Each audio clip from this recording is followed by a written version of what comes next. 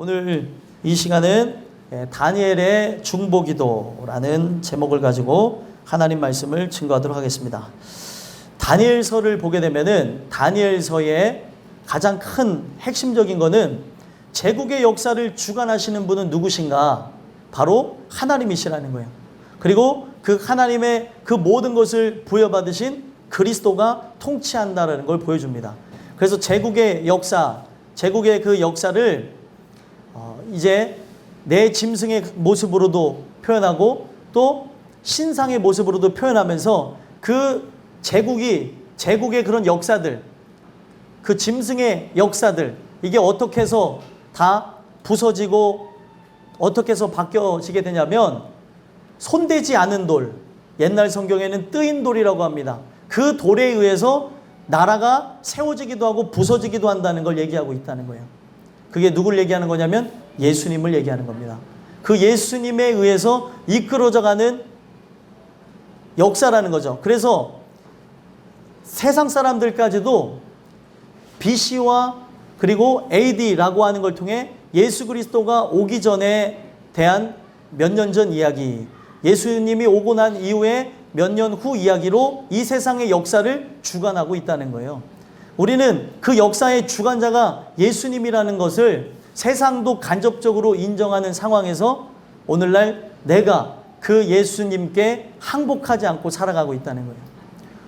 오늘 이 다니엘서의 9장의 내용은 항복하지 않고 살아갔던 남유다 백성들이 결국에 바벨론의 포로로 붙잡혀간 지 70여 년쯤 되었을 때에 하나님께서 다니엘에게 깨달음을 주심으로 그 민족을 향하여서 긍휼의 마음을 품고 기도했던 내용을 수록한 게 다니엘서 9장입니다. 그래서 여기 보게 되면 기도가 무엇인지에 대해서 얘기를 하고 있어요. 기도는 항상 우리가 한다고 생각을 하는데 기도는 내가 하는 것이 아니라 성령의 도우심을 통해서 하는 거고 그가 내게 마음을 부어주신 것을 입으로 내어 뱉는 게 바로 기도입니다. 그런데 거기 안에는 어떤 것이 존재할 수 있을까요? 나의 인생의 스토리도 있을 거 아니에요. 시편 기자들의 고백을 보면 그들이 슬픈 중에도 기도를 하고 기쁜 중에도 기도합니다. 슬픈 중에 기도하는, 고통 중에 기도하는 걸 보면 그들 입에서 저주가 나갈까요? 안 나갈까요? 네? 저주가 나가요. 사람이니까. 그 악인의 이를 꺾어달라고 그러고 그 팔을 부러뜨려달라고 그러고. 네? 우리들의 모습을 얘기하는 거예요. 그러면 그걸 토대로 해서 결국에 그가 그렇게 맞춰졌느냐? 아닙니다. 성령에 의해서 내 연약한 그런 모든 감정과 그리고 의지와 생각까지 다 내려놓게 되면서 결국에 성령님이 그 기도를 이끌고 가시는 거잖아요. 결국에 기도가 끝난 다음에는 그를 용서할 마음을 갖는 거예요. 내가 누굴 되게 미워하는데 그를 위해서 엄청나게 와다다다다 하면서 방언으로 1시간 기도했어요. 나가면서도 진짜 이러고 나가면은 성령이 역사한 게 아니에요. 사람들은 착각하고 나간다는 거죠. 내가 이렇게 기도했는데 이거 안 되네. 성령의 인도하심을 받지 못한 거예요. 성령의 도우심을 받는 기도는 결국에 우리의 마음을 바꿔주십니다. 말할 수 없는 탄식으로 내가 그렇게 하지 말아야 되는데 그렇게 하는 것도 하나님께는 다 인정하면서 결국에 그것 또한도 회개하게 하시고 바꿔나가시는 게 하나님이라는 거예요. 그래서 오늘 본문에 보면은 다니엘이 민족을 향해 하는 그 기도를 통해서 이 기도가 바로 우리의 기도가 되어야 된다는 것을 가르쳐주고 계십니다. 여러분들은 인생 속에 기도를 하고 계십니까? 이 기도가 삶이 되셔야 돼요. 그리고 그 삶이 되어진 기도는 결국에 우리에게 시간을 허락한 그 예배 가운데 또 기도 시간 가운데 극대화돼서 표출되어 나오는 거죠. 삶 속에서 기도뿐만 아니라 그 예배 가운데서도 기도가 되어지는 것. 근데 삶 속에서도 기도가 안 되고 또 예배 가운데서도 기도 시간에도 기도가 안 된다는 것은 오늘날 내가 무언가에 막혀 있고 또 무언가에 사로잡혀 있다는 것을 가르쳐 주는 거예요. 오늘 이 말씀을 통해 다니엘의 중보기도를 통해 오늘 우리에게 하나님께서 무엇을 말씀하고자 하는지를 기억하시고 여러분들이 이 전하는 말씀을 통해서 살아나는 역사가 있었으면 좋겠어요. 하나님 말씀은 살아있습니다. 그래서 이 살아있는 말씀이 여러분들한테 딱 이제 가게 되면 나타나는 현상이 뭐예요? 일단은 아파요. 굉장히 아파요. 그리고 이게 실족이 되어질 만큼 고통스럽기도 하고 한데 그게 결국에 우리를 살리는 것이고 우리를 온전하게 한다는 것을 알게 되어지면은 그게 나중에 기쁨으로 바뀌어집니다. 우리 모든 사람들이 그런 걸로 겪고 있어요. 말씀을 전하는 저부터 고통 가운데에 여러분들에게 말씀을 증거하는 거예요. 이게 처음은 누구에게 온 거예요? 저에게 온 말씀이에요. 저를 깨부수기 위해서. 저부터 똑바로 살라고. 근데 우리는 똑바로 살 수가 없으니까 그리스도를 의지하게 하기 위해 오늘도 이런 말씀들을 허락하신다는 것이죠. 그러니까 혹시 말씀을 듣다가 심하게 찔림이 온다든지 분노가 올라온다든지 그런 일들이 있다면 당황하지 마시고 아, 이게 자연적인 현상이구나. 주님 주시는 은혜로 온전하게 세워지게 하옵소서. 그렇게 기도하셨으면 좋겠어요. 이게 이미 요한복음 15장에 예고된 바예요. 세상이 예수님을 미워했고 그 예수님의 영을 받은 제자들을 미워할 것이라고 얘기를 하는데 미워하는 까닭은 거기서 얘기하는 게 아무 연고가 없다고 얘기해요. 아무 연고 없이 미워하나 이것은 내 말을 너에게 응하게 하려 함이라. 왜 미움이 일어나는 줄 아세요? 그 복음을 증거하는데 왜 미움이 일어나냐면 예수 그리스도께서 나를 위해 죽으셨다는 것, 나를 위해 부활하셨다는 것, 이거를 믿으면 내가 영원히 살기 때문에 사단이 이것을 가만히 두질 않는다는 거예요. 미움이 일어나는 것은 여러분들에게서 일어나는 게 아니고 그동안 여러분들을 지배했던 세력에 의해서 나오는 겁니다. 그러면 하나님 날 좀 도와주세요. 나는 어떤 존재입니까? 이 말씀을 듣고 깨지는 존재입니까? 아니면 말씀을 듣고 돌을 집어드는 존재입니까? 인도하셔서 여러분들이 강하게 말씀이 들어갈수록 강하게 나에게도 반응이 일어나는 거예요. 여러분들 자신에게도.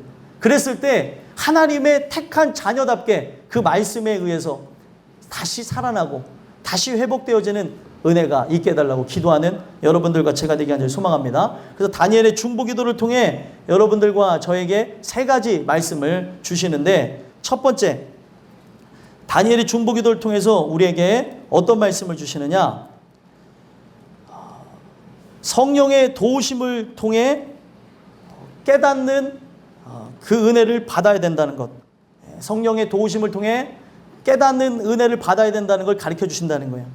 그래서 1절에서부터 2절까지 내용을 보면은 선지자 그 예레미야에 그 써있는 예레미야서에 써있는 그 말씀을 읽음으로써 다니엘이 기도해야 된다는 것을 깨닫게 된다는 거예요. 성령의 도우심이 여러분들에게 있다면 깨닫게 될 것인데 뭘 깨닫게 되어져요? 내가 기도해야 될 때가 가까이 왔구나. 내가 기도해야 되는 것이구나라는 깨달음을 준다는 겁니다.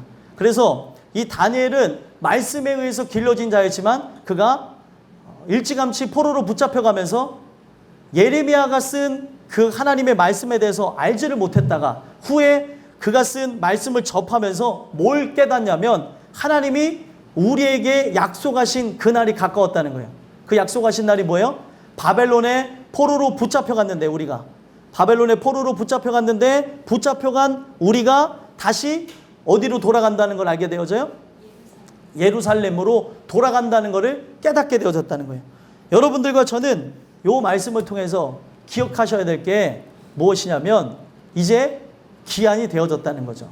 그 인생 속에 하나님이 그 은혜를 통해서 이 모든 것을 가르쳐 주신다는 겁니다. 그래서 1절 2절 한번 읽어볼까요? 읽어보겠습니다. 시작. 메대 족속 아하수에로의 아들 다리오가 갈대아 나라 왕으로 세움을 받던 첫 해 곧 그 통치 원년에 나 다니엘이 책을 통해 여호와께서 말씀으로 선지자 예레미야에게 알려주신 그 연수를 깨달았나니 곧 예루살렘의 황폐함이 70년 만에 그치리라 하신 것이니라. 아멘. 그에게 그 연수를 깨닫게 하셨다는 거예요. 그 연수가 뭐예요? 70년이 가까이 왔다는 거죠. 이제 70년 동안 바벨론의 포로로 있었으니까 이제는 그 포로 되어졌던 백성이 다시 자신들의 고토로 자신들의 그 처소로 돌아갈 것이라는 것을 깨닫게 되어졌다는 겁니다.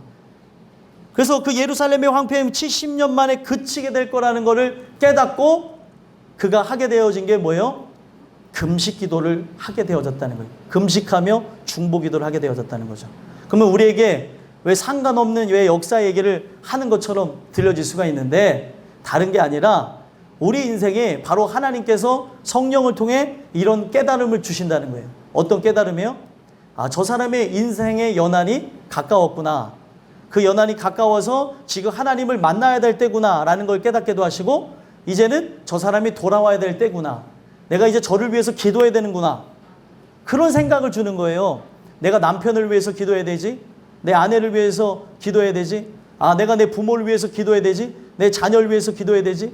아, 내가 기도하지 않고 있었는데 이제는 하나님께서 회복한다는 약속이 먼저 존재하기 때문에 기도해야 되겠구나. 왜 기도해야 돼요? 하나님께서 약속하셨지만 약속을 안 하셔도 우리는 할 말이 있습니까? 할 말이 없다는 거예요. 아, 이거는 그런 차원이 아니에요. 하나님 약속하셨으니까 주세요라는 게 아니라, 이 약속은 어떤 거예요? 자기네가 죄를 범함으로써 다른 나라로 붙잡혀갔던 거예요. 그러면은 하나님께서 회복해서 그 나라를 갈 때에는 이들이 어떤 마음으로 나가야 되겠습니까? 감사함과 고마움과 미안함, 이런 마음이 존재해야 되는 거예요. 아니 70년 됐으니까 보내주세요가 아니라, 하나님 제가 보내달라고 하는 거는 염치가 없는데 이제 70년이 이제 다 다다랐는데 정말 이 민족을 하나님 사랑하시지 않습니까? 도와주셔야 되지 않습니까? 그거를 깨닫게 되어졌다는 거예요. 근데 이 깨달음이라는 게 그냥 깨닫게 된 것이 아니라, 오늘날 우리를 위해서 말할 수 없는 탄식으로 기도하는 분이 있기 때문에 깨달음이 오는 거예요. 오늘날 우리는 뭐에 다 채워져 있습니까? 인간의 사상과 생각과 나의 자아와 이성, 지성, 이런 걸로 가득 차 있어요. 이 안에 하나님이 들어갈 공간이 있겠습니까? 없어요. 여러분들 왜 사람이 점점점 악해지는 줄 아십니까? 하나님 말씀을 듣는 시간을 일주일이라는 시간 앞에 분배해 보면 고작 들어야 이제 적게 듣는 분이 1시간, 많이 들어봐야 뭐 10시간 이내에 말씀을 듣고 살아갑니다. 그러면 한 주간의 삶은 몇 시간이죠? 24시간씩, 144시간이에요. 10시간을 내가 만약에 말씀을 듣었다면 134시간은 내가 하고 싶은 거를 하고, 먹고 싶은 걸 먹고, 듣고 싶은 걸 듣고, 보고 싶은 걸 보고 살아가요. 빈도수가 하나님 말씀이 뚫고 들어갈 공간이 없는 거예요. 가득하게 들어가 있는데. 그런데 이런 상황 가운데 어떻게 변화가 일어납니까? 어떻게 변화가 일어나요? 성령의 말할 수 없는 탄식함으로 우리 영혼을 위해 기도하는 걸 통해 인간이 그분의 기도로 말미암아 하나님의 뜻대로 깨닫게 되어지는 거예요. 아, 내가 이 걸어가는 길이 온전한 길인가? 내가 저를 위해서 기도해야 되는 건 아닌가? 나는 온전한 삶을 살아가고 있는가? 이런 깨달음이 온다는 거죠. 그냥 우리는 무슨 불교처럼 갑자기 있다 깨닫는 게 아니라, 성령의 그 역사하심을 통해서 이런 깨닫는 역사, 사랑하는 존재에게, 구원할 존재에게 이와 같은 일들이 일어난다는 거예요. 그래서 이제는 어떻게 합니까? 구원받은 백성이면 그걸 토대로 해서 기도해야겠다는 생각이 드는 거예요. 아, 내가 저를 위해서 기도해야 되는구나. 저를 위해서 간구해야 되는구나. 그래야 저들이 사는 거구나. 그거를 알게 되어지는 거죠. 여러분들과 저는 이 말씀을 토대로 해서 다니엘이 깨달았던 것은 민족을 위해 기도해야 된다는 것, 이제 그 민족을 위해 회복하시게 하겠다는 하나님의 계획이 있는 걸 깨닫고 기도했던 것처럼, 오늘 나의 가족을 바꾸시기로, 나의 사랑하는 일을 바꾸시기로 있다는 계획을 믿고 기도하시는 은혜가 있었으면 좋겠어요. 그래서 그 기도함을 통해 그들이 바뀌어지는 그걸 볼 때 여러분들도 기쁨이 있을 거예요. 이거는 말이 안 되는 건데, 이거는 다 끝난 건데, 다 부서진 건데 이게 가능할까요? 에스겔서를 통해서 말씀하셨는데, 이미 죽은 지 오래됐던 뼈도 살리는 분이 하나님이세요.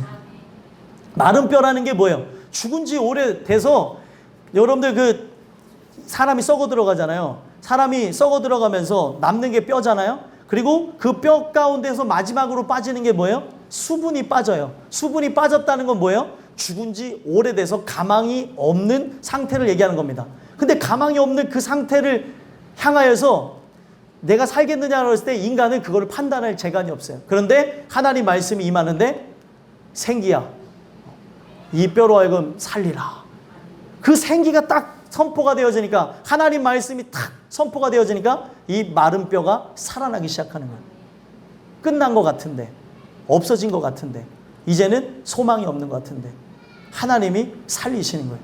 오늘 여러분들과 제가 이 주시는 말씀을 통해 성령의 도우심을 통해 그 깨닫게 하는 그 은혜로 인하여서 여러분들이 기도해야 된다는 걸 깨달았으면 좋겠어요. 우리의 인생은요 말씀만으로 되는 게 아니라 말씀과 기도로 거룩해지는 겁니다. 왜 우리가 머리만 커진다는 말이 나오는 줄 아세요? 그 인생 속에 하나님이 하시는 일들을 체험하지 못해서 그래요. 기도 시간이 눈으로 보여지게 적는다 하더라도 그 영혼이 하나님을 찾는 사람들을 보면 하나님께서 그 요소마다 그들에게 은혜를 주시는 걸 봅니다. 제가 교회를 잘 안 나오는 분들이어도 그런 걸 보고 교회를 잘 나와도 그의 마음이 그렇지 아니하면 그렇지 못하는 걸 보고 이거는 우리의 소관이 아닌 거예요. 하나님의 소관이에요. 근데 소망하는 거는 저는 들려지는 자들이 있다면 깨닫게 되는 자들이 있다면 더 그 말씀 안에 나오길 소망하라는 거예요. 왜 하나님께서 나에게 모든 것을 다 주시겠다고 하는데 왜 나는 이거를 감당할 만한 게 소화할 만한 게 이거밖에 안 돼요 하면서 그것을 내가 내 임의로 그것을 차단하냐는 거죠. 하나님께서 다 주시려고 하는데 여러분들과 저는 이 주시는 말씀을 통해 여러분들과 저에게 그 깨닫게 하시는 걸 통해 대상자를 막론하고 내게 마음 주시는 그 대상자들을 위해서 간구하고 기도하고 나가는 여러분들과 제가 되기 간절히 소망합니다. 두 번째로는요.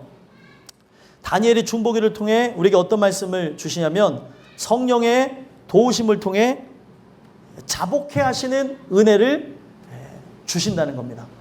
그가 기도하는 걸 통해서 어떤 역사들이 일어나게 되냐면 자복해 하는 그런 은혜들이 일어난다는 거예요. 오늘 여러분들과 제가 성령의 도우심을 통해서 일어나야 되는 게 뭐냐면 우리의 자복하는 모습들이 일어나야 된다는 거예요. 그게 인간의 결단으로 되는 게 아니라 은혜로서 자복하게 되어지는 거예요. 자복하게 되는 거예요. 자복이 무엇이죠? 자복이라는 것은 자기가 바로 죄인이라고 하는 것을 그대로 고백하는 겁니다. 그리고 복종하는 의미를 갖고 있는 거예요. 그래서 이 내용을 이제 3절에서부터 16절까지 내용을 보게 되면은 바로 하나님 주시는 그 은혜를 통해서 자복해 하는 것을 보여주신다는 거죠. 그 은혜를 통해 누구부터 자복해요? 기도하는 나부터 죄인이라는 것을 알게 하시고 또 나와 함께 구원받아야 될 사람들 있잖아요. 내 가족, 내 불쌍한 아들, 불쌍한 딸, 불쌍한 남편, 불쌍한 아내, 불쌍한 부모, 내 불쌍한 그 친구들 그들을 놓고 그때부터 하나님 나도 죄인이지만 주님 저들에게 자복하는 역사가 있게 해달라고 기도를 해야 되는 거예요. 이거는요 하나님이 깨닫게 하시지 않으면 죽었다 깨어나도 죄인이라는 걸 알지 못합니다. 우리가 말씀을 들으면 왜 안에서 분노가 일어나는지 아십니까? 나는 좀 그래도 깨끗하게 산 것 같은데 나는 좀 잘 산 것 같은데 죄인이라고 하니까 견딜 수가 없는 거거든요. 그런데 우리가 이 말씀을 통해서 봐야 되는 게 뭐가 죄냐면 가장 큰 죄가 뭔 줄 아십니까? 성령의 도우심이 왜 필요하냐면 요한복음 16장에 보니까 가장 큰 죄가 바로 믿지 않는 죄가 가장 큰 죄라는 거예요. 그래서 성령의 도우심이 왜 필요하냐면 그 성령께서 바로 내가 그 예수 그리스도를 믿지 않은 것이 죄라는 것을 가르쳐 주시고 책망하시겠다는 거예요. 그게 죄에 대해서 얘기하는 거고 의에 대하여 하면 뭘 얘기하는 거냐면 바로 우리 주님께서 아버지께로 갔다는 거예요. 그가 우리를 위해 부활하셨다는 거죠. 이 세상에 의인은 없다는 거예요. 그분은 이제 부활하셨고 이제는 그분을 만날 수 있는 것은 성령을 통해서 내가 만나는데 성령을 구하냐는 거죠. 성령을 통해 그리스도와 연합되어지는 건데 그러지 않으니까 그것을 책망하러 주님이 오시는 거고 성령을 통해 또 심판에 대해서라고 하는 것은 세상 임금이 심판을 받았대요. 세상 임금이 누굽니까? 사단이에요. 사단은 예수님이 십자가에 죽으시고 부활한 걸 통해 그의 머리가 박살이 나버렸습니다. 그러면 여러분들의 머리는 없어진 거예요. 저희의 머리도 없어진 겁니다. 그러면 우리의 머리는 이제 그리스도로 바뀌어져야 되는 것이죠.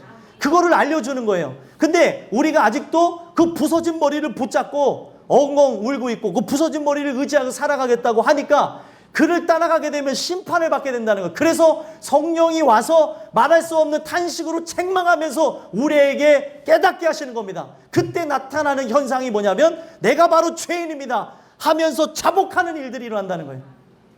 그런데 이것이 우리에게 실제로 일어나지 않으니까 어떤 일이 일어나요?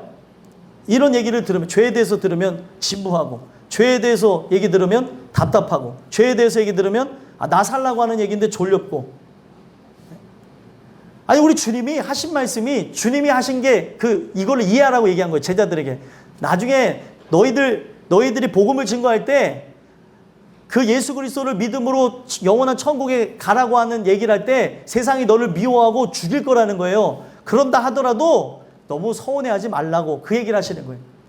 이거는 하나님 주권 안에 일어나는 건데 그들의 머리에 의해서 붙잡힌 바 되어져서, 깨어진 머리, 사단에 의해서 붙잡힌 바 되어져서 일어나는 현상이니까 놀라지도 말라는 거예요. 오히려 이런 일이 일어난다면 너희가 바로 하나님의 섬기는 예가 되어졌다는 것, 바로 하나님을 복종되어진 것, 하나님의 그 복을 받았다는 것으로 즐거워하라 그랬다는 거예요. 이 핍박이 일어날까 내가 진짜구나. 아니 미워할 이유가 없는데 왜 미워하냐는 거예요. 그렇잖아요. 만약에 제가 여러분들한테 살라고 복음을 증거했는데 여러분들이 그 얘기가 정말 듣기 싫으면 어떤 일이 일어나는지 알아서 저를 되게 미워하게 돼요. 듣기 싫어 죽겠어. 이런다니까요. 네. 아니 싫어하는 사람이 말만 해보세요. 그 목소리만 들어도 짜증난다 그래요. 그 목소리만 들어도 막 소름 돋는다고. 그런데 이게 누구에게서 나와요? 이게 누구에게서? 나에게서 나오고. 이게 누구에게서 나옵니까? 이게 말씀을 듣는 우리들에게서 나오고 있다면 결국에 이게 어떤 것인 줄 봐야 되냐면 그 목소리가 듣기 싫다는 거는 결국에 어떤 목소리가 듣기 싫은 거예요? 하나님의 목소리가 듣기가 싫다는 거예요. 그것을 아셔야 되는 거예요. 근데 우리는 그것을 모르고 왜 목사님이 참 많은 걸 이렇게 갖고 저렇게 갖고 얘기할 수 있는데 전 누구를 지칭하지 않는다니까요. 오해하시지 마시라는 거예요. 이게 다각도로 일어나서 권사님들에게 일어나고 집사님들에게 일어나고 청년들에게 일어나고 어린아이에게 일어나고 제 아내도 일어나고 또 저에게도 일어나고 거짓말은 이제 끝나고 물어보세요. 아닌 사람은 항상 끝까지 이걸 의심하겠죠. 물어보라니까요. 물어보면은 알 수 있다니까요. 제가 여러분들한테 이런 얘기를 왜 하겠습니까? 사단이 역사를 하고 있으니까 그런 거예요. 그거에 걸려 넘어지면 또 떠나가는 거예요. 타겟이 되지 말라는 거예요. 타겟이. 사단은 우리를 속입니다. 제 얘기가 진짜인지 가짜인지 한번 확인해 보고 싶은 생각 있으세요? 여러분들 하나님 말씀이 여러분들을 향해서 나 개인에게 친다고, 내 개인을 쪼고 있다고 생각하신 마음 손 한번 들어봐 주세요. 이 말씀이 나를 치고 있다. 이 말씀이 나를 타겟으로 했다고 하는 분들 손 들어보세요. 이거 나 들으라고 하는 거 아닌가? 번쩍 들어주세요. 아니신 분들도 있어요? 이게 다 우리에게 하는 얘기라는 거예요. 여기 만약에 제가 누군가를 위해서 타겟을 삼고 있다면 더 감사해야 되는 거 아니에요? 타겟을 삼지 않았지만 타겟을 삼았다고 하면 더 감사해야 되는 거 아니에요? 믿고 천국 가라고 하는 건데 미워할 이유가 뭐가 있냐는 거예요. 이 말씀을 잘 새겨 들으시길 바랍니다. 이걸 통해 영원히 살 수가 있는가 하면 영원히 죽을 수 있는 길이 열리는 거예요. 왜냐? 하나님 말씀을 듣는 것에서 산다 그랬습니다. 이제 말씀으로 더 깊이 들어가 보면 이것을 모르고 살아가고 모르고 하다가 죽어갔던 백성들이 바로 이스라엘 백성들이었다는 거예요. 근데 이스라엘 백성들이 죄 때문에 이런 일들이 일어났는데 또 그것도 모른 채 이 연한이 지나가고 있어요. 하나님이 이제 바벨론에서 포로 기간이 70년이 되어서 돌아갈 때가 됐는데도 그거를 느끼고 살아가는 자가 없을 때에 다니엘이 그거를 깨닫고 그때부터 어떻게 하는 겁니까? 3절에 봤더니 금식하면서 기도하는 거예요. 한번 읽어볼까요? 읽어보겠습니다. 시작. 금식하며 베옷을 입고 죄를 덮어쓰고 주 하나님께 기도하며 간구하기를 결심하고. 아멘. 왜 기도가 필요한지 알겠죠? 제일 답답한 게 뭐냐면 아니라고 하는데 오해하는 건 말릴 수가 없어요. 전도사님이 웃는데 진짜라니까. 나는 아니라고 하는데 저 사람이 오해하는 거 말릴 수가 없다니까요. 이 백성들이 살아가고 있는데 이 모든 인생들이 그 부분에서 하나님께 내가 득죄하여서 그렇다는 것, 하나님이 돌아오라고 하는데 나를 사랑해서 했다는데 그 하나님이 나를 사랑하라고 기회를 주셨는데 원망만 하고 있으니, 그러니까 그가 할 수 있는 게 뭐예요? 금식하며 기도하는 거예요. 하나님, 저 불쌍한 백성 좀 깨닫게 해달라고. 내 불쌍한 그 사랑하는 대상자 좀 깨닫게 해달라고. 어쩜 저렇게 모르고 나갑니까? 하면서 금식하며 눈물로 하나님께 기도하면서 간구하는 거예요. 그러면서 하나님께 개념을 잡은 게 뭐예요? 하나님이 어떤 분이라고 개념 잡은 게 4절입니다. 한번 읽어보겠습니다. 시작. 내 하나님 여호와께 기도하며 자복하여 이르기를 피시고 두려워하는 주 하나님, 주를 사랑하고 주의 계명을 지키는 자를 위하여 언약을 지키시고 그에게 인자를 베푸시는 이시여. 아멘. 하나님께 자복하면서 고백하는 거예요. 하나님께 진짜 엎드려진 상태에서 고백하는 게 뭐냐면 크시고 두려워할 주 하나님이라는 거예요. 크시고 두려워할 주 하나님. 그런데 이 크시고 두려워할 주 하나님을 다니엘은 느꼈는데, 나는 느꼈는데 내 옆에 있는 사람이 못 느끼고 살아갈 때가 많잖아요. 야, 어떻게 들려진 사람, 알려진 사람, 아는 사람들이 어떻게 저런 말을 할 수 있지? 이제 내가 안 하는 경우에 그런 걸 하는 거예요. 어떻게 자기를 저렇게 아무렇지도 않게 높일 수 있지? 글을 놓고 기도해 주셔야 돼요. 몰라서 그러는 거예요. 몰라서. 내가 오늘 살아가는 이 모든 인생이 그분에 의해서 세워져 나간다는 것을 모르기 때문에 나는 잘한다고 생각하고, 나는 잘났다고 생각하고, 나는 높다고 생각하는 그런 경향들이 있다는 거예요. 성경은 우리를 어떻게 얘기하고 있습니까? 우리를 다 죄인이라 얘기하고 있습니다. 우리 스스로 높아질 수가 없고, 높아진다면 그분에 의해서 나오는데 나는 안 그래 라고 하는 그걸 통해서 나는 이렇게 하는데 왜 저렇게 못할까? 이런 생각을 갖는 것도 우리 또 회개해야 돼요. 우리가 그렇게 생각할 때가 많거든요. 어떻게 저렇게 하지? 어떻게 저렇게 하기는요, 내가 이렇게 하는 거는 그분의 은혜 때문에 나는 이렇게 바뀌어진 건데 저 사람이 그러는 건 당연한 거예요. 그 은혜가 입혀지지 않으면 절대로 알 길이 없다는 거예요. 그래서 이 간구하는 내용을 봤더니 크고 두려워할 주 하나님인데 그 하나님을 좀 느끼게 해달라는 거예요. 그 하나님을 경외하고 나가야 되는데 그 하나님을 경외하지 않고 자기가 신이 되어져서 자기가 하나님을 선택하는 거냐, 이것도 저것도 내 마음대로 해나간다는 거예요. 여러분 선택받았다니까요. 72억 분의 1로 이 교회로 선택받았어요. 이 교회 문을 열고 들어온 이상 나가는 것 여러분들 자유지만 마음대로 되는 게 아니에요. 하나님 주시는 그 은혜에 의해서 되어지는 부분이라는 거죠. 하나님이 이끌고 간다는 걸 봐야 되는, 인간의 생각을 갖고 나가는 게 아니라는 거예요.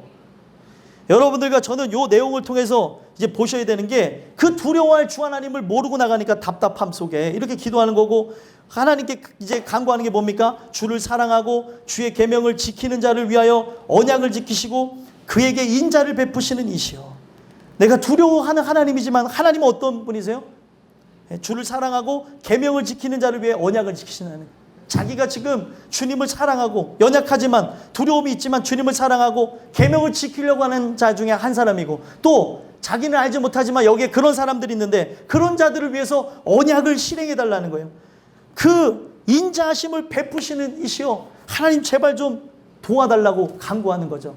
왜요? 이거를 아는 사람은 아는데 모르는 사람은 어떻게 얘기해도 저렇게 설명해도 이렇게 저렇게 또 앞으로 갔다 뒤로 갔다가 이렇게 뒤집었다 이렇게 놔도 설명해서 알 길이 없는 거예요. 하나님이 도와주셔야 된다고 하고 간구하는 겁니다. 그러면서 지금 그들의 죄악상들을 그 모든 사람들이 알기를 원하는데 자기네들이 범한 게 뭐라고 얘기하는 겁니까? 5절 6절 한번 읽어보겠습니다. 읽겠습니다. 시작.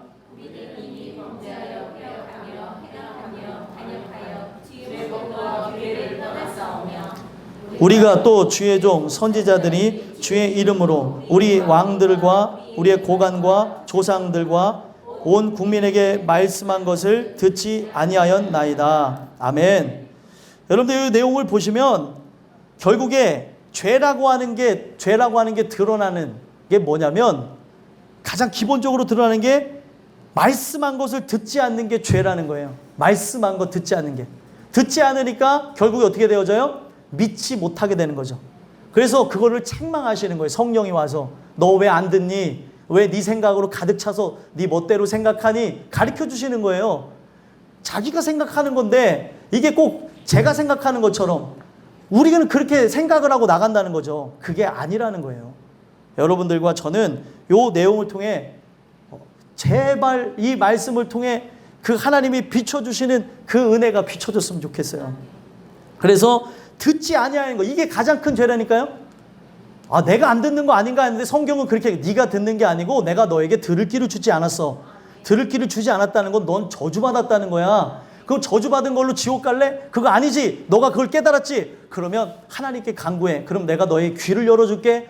그리고 너의 눈을 열어서 누가 주인지 보여줄게. 그리고 너의 입술을 열어서 하나님을 찬양할 수 있게 해줄게. 성경에 그 내용이 적혀져 있는 거예요. 근데 오늘날 우리는 지금 내가 하는 것이 죽기를 강구하는 모습인데도 그걸 모르고 살아갈 때가 있다는 거예요. 그거를 알았던 다니엘이, 여러분들이 이 계중에 안 자들이 있을 거 아니에요. 그런 자들을 위해서 정말로 기도하셔야 된다는 거예요. 왜냐? 한 영혼이 돌아오면은, 한 영혼 돌아온 것 때문에 천국에서 잔치가 일어난다고 하니, 마귀는 한 영혼이 돌아옴으로 하나님 잔치하는 거를 보겠습니까?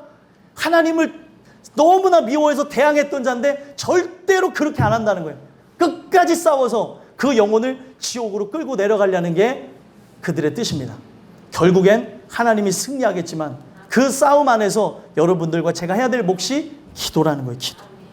그러면서 5절에 보시면 범죄한 게 무엇인가 하고 봤는데, 범죄라고 하는 게 그 영어로는 신이라고 되어져 있어요. 신. 근데 이 원문으로 보게 되면은 이게 신이라고 하는 거는 마음으로 진 죄를 얘기하거든요. 그러니까 마음이 삐뚤어져 버린 거예요. 마음이 빗나가 버렸다는 거죠. 그게 범죄하고 있는 것에 대한 모양이라는 거예요. 범죄하고 있는 것에 대한 모습. 죄라고 하는 게 세 가지가 있습니다. 죄가 뭐냐면 우리 근원에서부터 올라오는 죄가 이니쿼티라고 해서 근원의 죄라고 해요. 그리고 마음에서부터 나오는 죄를 신이라고 합니다. 그러니까 근원이 부패했기 때문에 그게 마음으로 계속 들어차겠죠. 그러니까 예를 들면은 비가 계속 쏟아 부으니까 만약에 이 공사를 제대로 안 했으면은 어딘가에서 물이 타고 들어와서 교회를 적시는 거하고 똑같은 거예요. 계속 들어오는 겁니다. 근원을, 그 바늘구멍 같은 거 하나만 있어도 비 새는 거 아시죠? 그거를 막지 못하면 비는 계속 새는 거예요. 그러니까 비가 와봐야 알고 또 와봐야 알고, 어디가 또 샌 거 같은데 여길 막았더니 저쪽에 또 구멍이 요만한 게 있나 봐. 저쪽에서 똑똑똑똑 떨어지고.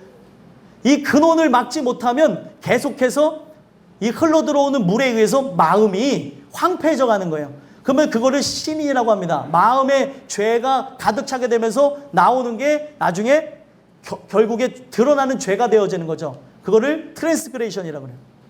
내 삶에 그 사람들 앞에 그런 죄를 범하는 거예요. 화가 나, 이 마음에 미움이 가득 차 있다 보니까 나중에 어떻게 해요? 때리고 욕을 하고 그리고 살인하기까지 가는 거예요. 마음에서부터 이렇게 되어지는데 그 마음 또한 이미 근원에서부터 물이 계속 흘러나오는 거랑 똑같다는 거예요. 그런데 예수님이 이거를 역으로 뒤집어서 얘기했어요. 우리 근원에서 죄악이 나오는 것이 아니라 우리 근원에서 생수가 흘러나와야 될 거예요. 이게 뭘 통해서 된다고 하냐면 성령을 통해서 된다는 거예요. 그래서 우리는 이렇게 범죄해서 계속해서 마음이 빗나갔기 때문에 계속 죄를 양산해내는데 그 이유가 패역해서 그렇다는 거예요. 패역이라는 단어를 봤더니 이게 아까 제가 말씀드렸던 이니쿼티, 근원에서부터 나오는 거예요. 근원이 어떻게 됐냐면 구부러져 버렸어요. 그러니까 이 물길이 이쪽으로 가야 되는데 이게 구부러져 버리면 어떻게 돼요? 물이 일로 가잖아요. 그러니까 지금 내 안이 이 근원이 잘못되어져 있으니까 근원에서 잘못된 것만 나오는 거예요. 오염되어져 있으니까 오염수가 계속 나오는 겁니다. 그 오염수에 의해서 내 마음이 그리고 내 삶의 그런 행동과 말이 계속해서 쏟아져 나오는 거죠. 그거를 이렇게 얘기하면서 봤더니 그런 것에 의해서 결국에 행악하며 라고 얘기하고 있어요. 행악한다는 거는 내가 생각하기에 선인데 하나님 보시기에는 악한 것, 이걸 행악이라고 합니다. 그래서 이거를 위키드라고 해요. 위키드. 사악하다.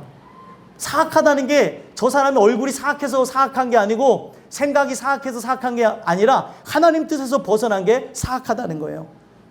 그래서 결국에 이런 것들로 인하여서 어떻게 되어져요? 반역을 하게 되는 거예요. 하나님 앞에 대항을 하는 거죠. 그래서 주의 법도와 규례를 떠났다는 거예요. 여러분들, 죄가 결국에 어떤 일을 하는 거냐면 하나님을 향해 서는 거예요. 사탄이라고 하는 것, 우리나라도 그 사단, 우리 사단이라고 하면은 그 시옷띄움만 갖다가 하면은 서다라는 뜻을 갖고 있잖아요. 서다라고 갖다 쓸 수 있고, 이 사탄과 그리고 어원적으로 연결해서 볼 수 있는 게 하늘에 있는 별 스타와 그리고 스탠드가 뭐야? 비슷하잖아요. 스탠, ST, 세이탄, ST 그 가지고 온 거예요. 그래서 선 거예요. 누구에게 섰다는 거예요? 하나님 앞에 섰다는 거죠. 이게 사탄이라는 거예요. 하나님 앞에 서다. 이게 사탄이라는 거예요. 이게 반역이라는 겁니다. 우리는 하나님 앞에 설 수 없는 거예요. 만약에 선다면 예수 그리스도에 의해서 세워져야 된다는 거죠.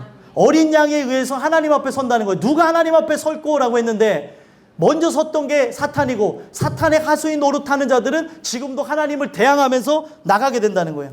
근데 그런 일들이 왜 일어나냐면 이 들음으로 믿음이 생겨나지 않았기 때문에 결국에 대항하면서 나간다는 거예요. 그러니까 결국에 이렇게 나가게 되어지니까 어떤 일이 일어나는 거예요? 주의 법도와 규례를 떠나고 그 하나님 말씀을 듣지 않은 것 때문에 주의 종 선지자 그 주의 이름으로 우리의 왕들과 고관과 조상들 온 국민에 말씀하신 걸 듣지 않은 것 때문에 결국에 7절에 보니까 주께 죄를 범하게 된 거고 우리는 수치를 당하는 거예요. 수치를 당한 게 뭐예요? 나라가 멸망하고 포로로 붙잡혀가고 이런 고통이 일어나게 됐다는 겁니다. 그런데 이것은 공의라고 그러겠어요. 7절에 보니까 주여 공의는 주께로 돌아갔다라고 얘기해요. 왜 공의가 주께로 돌아갔다고 얘기해요? 하나님이 말씀하신 것을 무시했기 때문에 이와 같은 일이 일어났다는 것. 이게 하나님의 의로우신 가운데 일어났다는 거예요. 하나님이 폭군이어서가 아니라 이들이 하나님 말씀을 들어야 생명을 얻고 들어야 영생을 얻어 천국에 가기 때문에 이것을 알게 하기 위해 공적인 의가 실행되어졌는데 그게 그들이 당한 일시적인 멸망이었다는 거예요. 여러분들이 당한 인생의 고난, 고통, 그 환란이 왜 일어난 줄 아십니까? 하나님을 떠났기 때문에 그런 거예요. 하나님을 떠났기 때문에.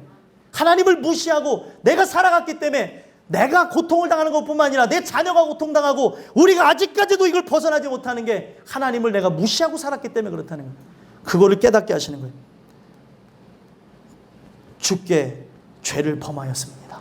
계속 얘기합니다. 이제 8절에도 우리가 주께 범죄하였습니다. 9절에도 우리가 주께 패역하였으며 10절에도 우리 앞에 세우신 율법을 행하지 아니하였습니다. 11절에도 우리가 주께 범죄하였습니다. 13절에도 우리 하나님 여호와의 얼굴을 기쁘게 하지 아니하였나이다.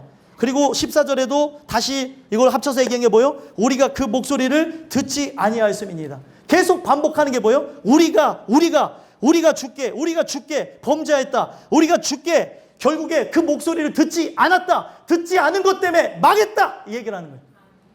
망하는 게 사업 망하는 게 망하는 게 아니에요. 지옥 가는 게 망하는 거지. 인생이 죽는 게 망하는 게 아니에요. 지옥 가는 게 망하는 거지. 이거를 누가복음 13장에서 얘기하는 거예요. 사람들이 죽는 거에만 관심을 갖는 거예요. 실로암 망대가 무너져서 사람이 죽었는데 하면서 죽었다는 얘기에 관심을 갖는데 우리 주님이 얘기하는 거는 그들이 어디 갔을까에 관심을 갖고 있어요. 세상 사람들은 죽은 거에만 관심을 갖죠. 근데 우리 주님은 어디 가느냐에 그것을 관심을 두고 있다는 거예요. 그러면서 너희가 회개하지 않으면 진짜 망한다. 이 얘기를 해요.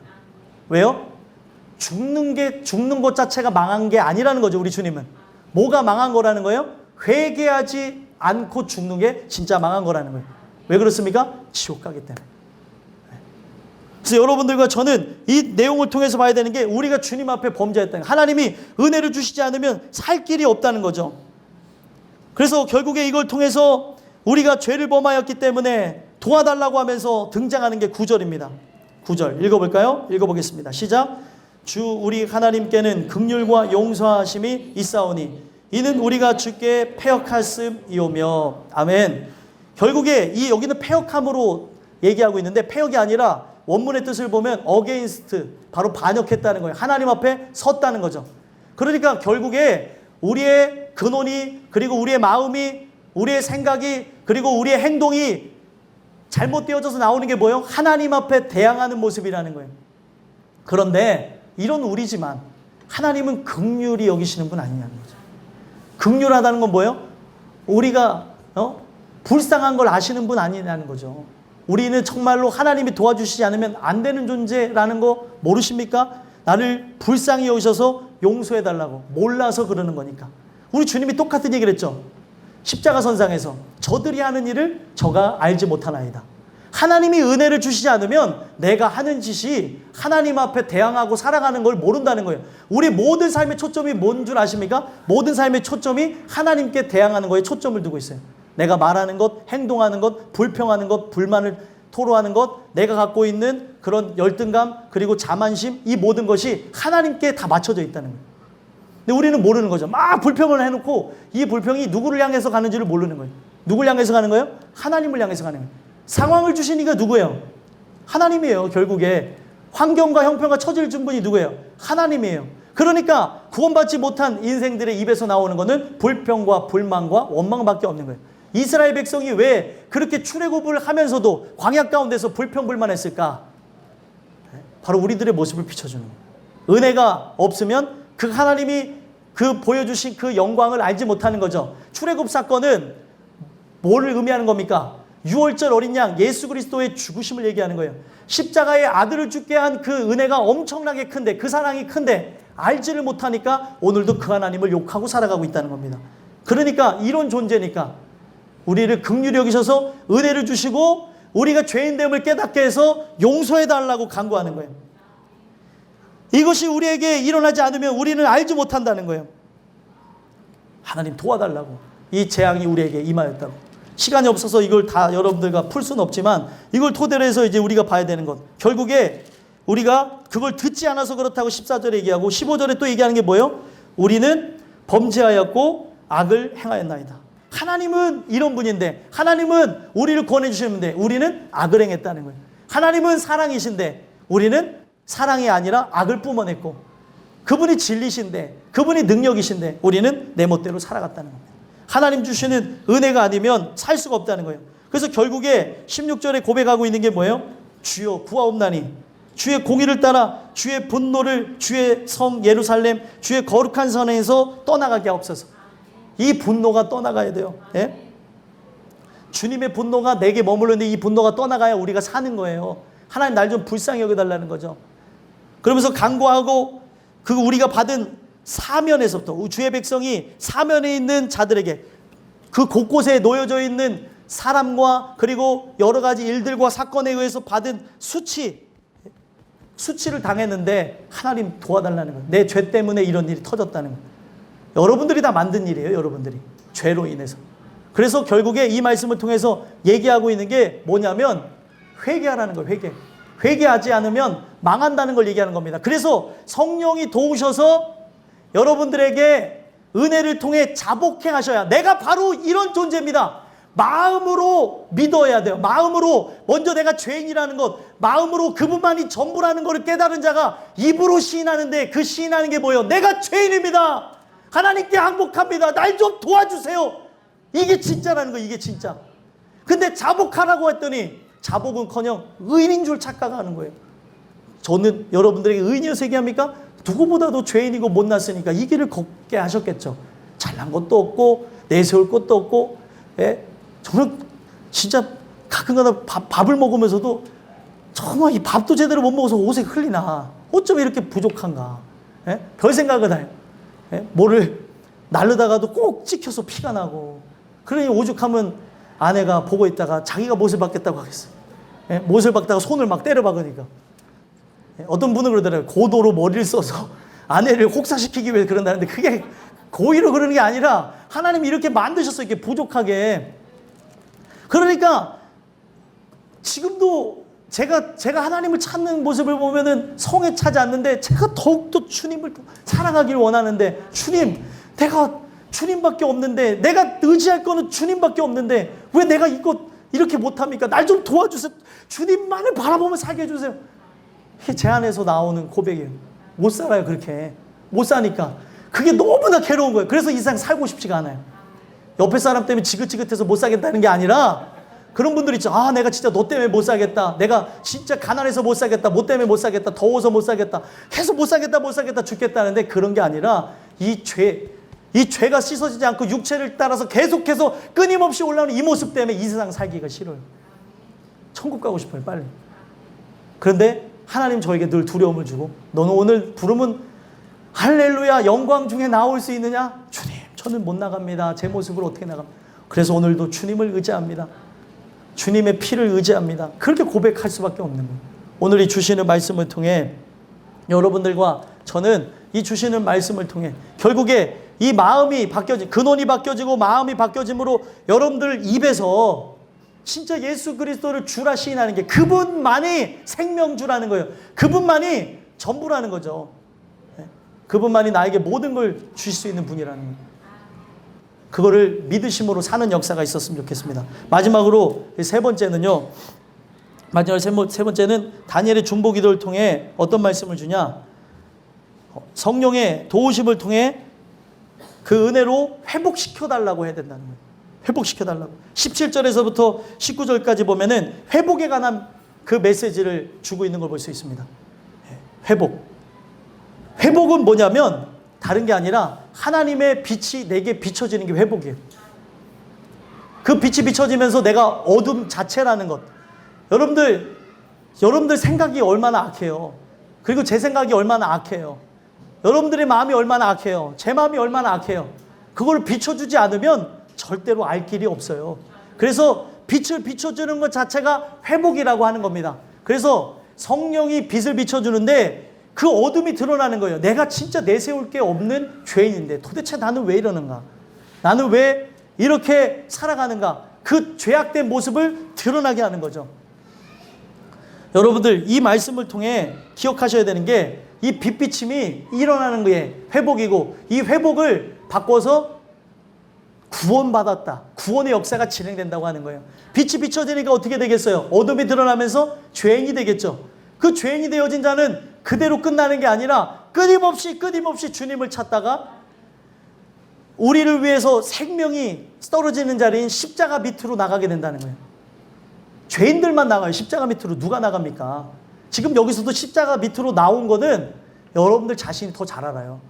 죄인으로서 정말 긍휼을 구하는 자의 마음과 그냥 여기를 참석한 자의 마음은 다르다는 거예요. 분명 성경은 청함을 받은 자와 택함을 받은 자가 있다고 얘기를 하고 있어요.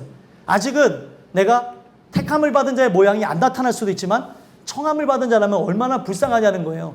이걸 토대로 해서 기도를 하라는 거죠. 나에게 확증이 일어나지 않아요? 내가 정말 죄에 대한 찔림이 없어요? 오히려 내 안에서 올라오는 거는 분노와 시기와 질투만 올라와요? 하나님 나를 버리셨습니까? 나를 좀 불쌍히 여겨주세요. 도대체 내가 어떻게 된 존재냐고. 여러분들과 저는 그 빛을 비춰달라고 간구해야 될 존재라는 거예요. 그러지 않고서는 살 길이 없다는 거죠. 그러니까 결국에 이 17절 한번 읽어볼까요? 읽어보겠습니다. 시작.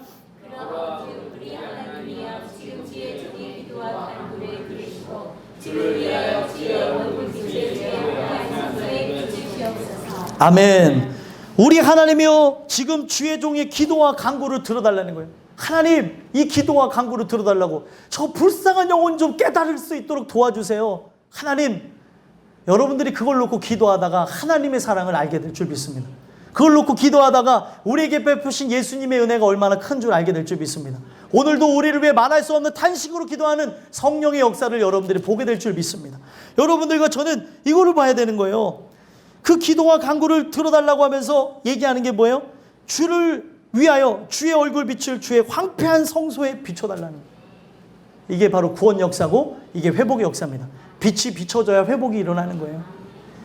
황폐한 성소가 어디입니까? 바로 우리 마음을 얘기해요. 내 땅을 얘기해서 내 마음 땅. 그리고 나뿐만 아니라 내 주변에 있는 사람들 황폐해져가 있어요. 살아나온 그 삶의 여러 가지 모양을 통해 그리고 살아온 그 배경 지식에 의해 상처투성인 그런 인생 나에게도 보이고 남에게도 보이고 제 아내가 저를 보면서 한번 울었던 적이 있어요. 왜 울었냐면 정말 자기 상처가 많은 사람이구나. 어떻게 내가 하는 이 말을 이걸 이렇게 못 알아듣고 할 수 있을 때 제가 눈물이 나더라고요. 그런 뜻으로 한 게 아닌데 말 뜻을 이해를 못하는 거예요. 내가 이걸 왜 이해를 못하지? 뭐 제가 살아온 거에 대해서 여러분들에게 다 말씀드릴 수는 없지만 아무리 구김살이 없는 것 같은 사람일지라도 그의 인생에 다 스토리가 있고 아픔이 있고 괴로움이 있는 거예요. 이거는 상대적인 거라 누가 크다고 할 수 있는 게 아니라는 거죠. 그런데 그걸 토대로 해서 보니까 제대로 인식을 못할 때가 많아요. 비뚤어진 시각으로 볼 때가 있고 다른 생각을 갖고 볼 때가 있는데 결국에 하나님의 사랑이 그 시각을 바꿔가고 또 나를 사랑하고 포기하지 않는 한 인간의 사랑이 저를 바꿔가더라고요. 이게 사랑이에요, 사랑. 그들 그 영혼을 놓고 사랑하는 그 사랑의 기도가 그 사람을 살릴 수 있는 겁니다.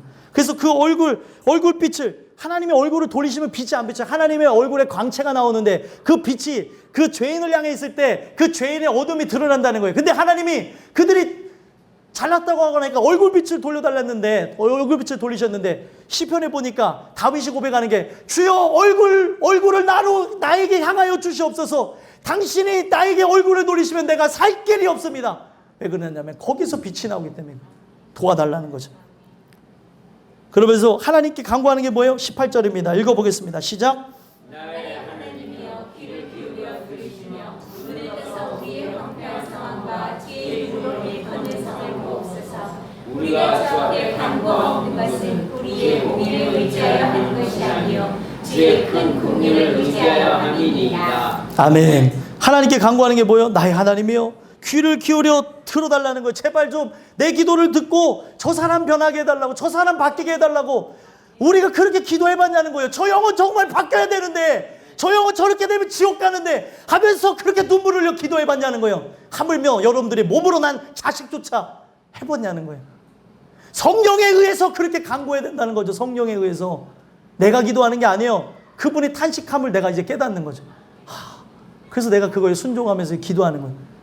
애들의 연약함을 볼 때, 내 사랑하는 이의 연약함을 볼 때, 주님 도와주세요. 제발 내 기도를 들어주셔서 눈을 떠서 저 황폐한 상황, 저 영혼의 황폐한 그런 모습, 나의 영혼의 황폐한 모습, 주님 이거를 봐주셔서 살려달라고 기도하는 거죠. 그래서 간구하는 것은 다른 게 아니라 공의를 의지하는 게 아니라는 것. 내게서 의로운 걸 찾아볼 수가 없다는 것. 나에게 선한 것을 하나도 찾아볼 수가 없는데 주의 큰 긍휼을 의지해서 기도만 할 뿐입니다. 하나님은 큰 긍휼이 있으신 분 아니냐는 거죠.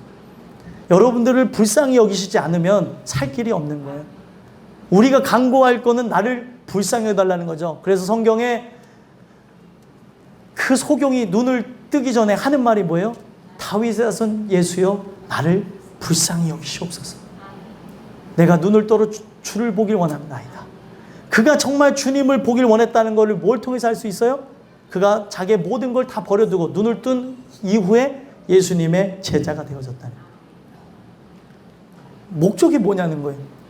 여러분들과 저는 이 주시는 말씀을 통해 긍휼을 구했으면 좋겠어요. 나를 불쌍히 여겨달라고. 근데 불쌍히 여겨달라는 거는 인간에서 언제 나오는 거냐? 나로서는 답이 없다는 걸 깨달았을 때 나오는 게 불쌍히 여겨달라는 거예요. 아직도 얼굴을 보면은 덜 불쌍해요. 그러니까 이 얘기는 뭐냐면 아직도 얼굴에 제 얼굴만 봐도 뺀질뺀질이라는 게 묻어 있잖아요. 네? 안 불쌍해, 안 불쌍해. 네. 이게 뭐예요? 아직도 저는 할 수 있다는 거. 나는 해볼만 하다는 거죠. 근데 언제 불쌍히 해달라는 거예요? 이제 나의 모든 수족이 끌려 잘라져 나간 것 같고 내가 모든 기력을 잃어버렸고 내가 이제 할 수 없을 것 같은 그때가 불쌍히 여겨달라는 거예요. 나로서는 아무것도 하지 못한다는 것. 38년 된 병자의 그것은 하나의 병자를 일으킨 것은 하나의 표적인데 그걸 보면은 그는 움직일 수가 없었던 자예요. 그랬더니 예수님이 가서 하신 게 뭐예요? 바로 움직일 수 없는 자. 그냥 저 물 동할 때만 바라보는 그 물 동해야 자기가 그때 들어가서 치유를 얻는다니까 그것만 바라보는 그 자에게 가서 회복시켜주는 주님의 역사를 보여준다는 거죠. 나로서는 아무것도 못하는. 그걸 토대로 해서 얘기하는 게 38년 된 병자처럼 회복하겠다. 그냥 하나님께 치유하신 분이다. 이런 얘기를 하는 게 아니라 우리가 할 수 있는 것, 구원에 향해서는 우리는 수적으로 움직이지 못한 채 누워있는 존재라는 거예요. 누군가 나를 끌어서 도와주시지 않으면 안 되는 것. 그러니까 우리를 불쌍히 여겨달라 할 수밖에 없는 거예요. 여러분들과 제가 바로 그런 존재가 됐으면 좋겠습니다. 그래서 마지막으로 이 다니엘이 고백하는 게 뭐예요? 19절입니다. 읽어보겠습니다. 시작. 주여 들으소서, 주여 용서하소서, 주여 귀를 기울이고 행하소서, 지체하지 마옵소서. 나의 하나님이여 주 자신을 위하여 하시옵소서. 이는 주의 성과 주의 백성이 주의 이름으로 일컫는 바 됨이니이다. 아멘. 여기서 보시면 주여가 3번 나오죠? 이게 주여 3창의 기원이에요. 그럼 여러분들이 주여 한번 외칠 때마다 어떤 의미가 있는 거예요? 들어주세요. 주여 하면은 용서해 주세요. 주여 하면은 귀를 기울여서 제발 좀 행해달라는 거예요. 행해달라는 게 다른 게 아니라 나를 좀 고쳐달라는 거예요. 나는 하나님이 고치지 않으면 안 되는 존재라는 거예요. 야, 어떻게 이럴 수 있을까라는 게 바로 나란 존재라는 거죠. 생각하는 모습을 보면 깜짝 놀랄 때가 있어요. 야, 어떻게 내가 이런 생각을 하지? 안 되는구나, 나는. 제발 좀 도와주세요. 귀를 기울이셔서 행하여 달라고. 이게 여러분들의 기도 제목이 됐으면 좋겠습니다. 그래서 지체하지 마옵시고 나의 하나님이여 주 자신을 위하여 해달라는 거예요. 하나님은 거룩하신 분으로서 그의 이름을 부른 자를 구원하신다 그랬습니다. 근데 결국에 그분이 구원하시는 역사는 너를 위해서 하는 것이 아니라 나를 위해서 하는데 나의 더럽혀진 이름을 회복하기 위함이라는 거예요. 나의 이름을 걸고 바꾸겠다. 그 이름은 한 번도 더럽힌 적이 없는 거예요. 근데 죄인들에 의해서 그 이름이 땅에 떨어지고 할 때에 내가 하시는 말씀이 뭐냐면 내가 그때를 참았던 것이지 나의 이름은 더럽힌 적이 없다는 거예요. 내 이름을 다시 회복시키겠다. 너희들이 더럽힌 나의 이름. 스스로 더럽힌 적이 없는 거룩하신 분이라는 거예요. 너희들이 나를 더럽혔지? 내가 내 이름을 걸고 너희들을 바꾸는 걸 보여줄게. 그게 바로 구원입니다. 성령을 통해서 바꾸시겠다는 거예요. 그 아들의 새 언약으로 십자가에 죽는 걸 통해 내가 사랑이 없다고 내 아들을 주는 걸 통해서 내가 너를 얼마나 사랑하는지 보여줄게. 너희는 이것만 믿으면 살아. 이게 바로 새 언약이에요. 새 언약. 여러분들과 저는 이 주신 말씀을 통해 주여 들으소서, 주여 용서하소서, 주여 귀를 기울이고 행하소서, 이 고백이 여러분들의 고백이 됐으면 좋겠습니다. 이걸 여러분들 안에 새기심으로 여러분들 자신을 위해서만 기도하는 것이 아니라 여러분들 주변에 있는 분들, 주변에 아직 예수를 안 믿는 분들, 예수를 믿는다고 하나 주님을 전혀 모르는 분들, 그리고 죄악대로 살아가는 아직 이 교회 안에 문턱을 넘지 못한 분들을 위해서 간구하며 나가는 여러분들과 제가 되길 간절히 소망합니다. 기도하겠습니다. 하나님,